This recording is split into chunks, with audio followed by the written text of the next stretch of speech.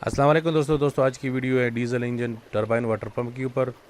ये 16 पावर का इंजन है और 3 इंच का वो लगाया हुआ है पंप, वाटर पंप इन्होंने लगाया हुआ है।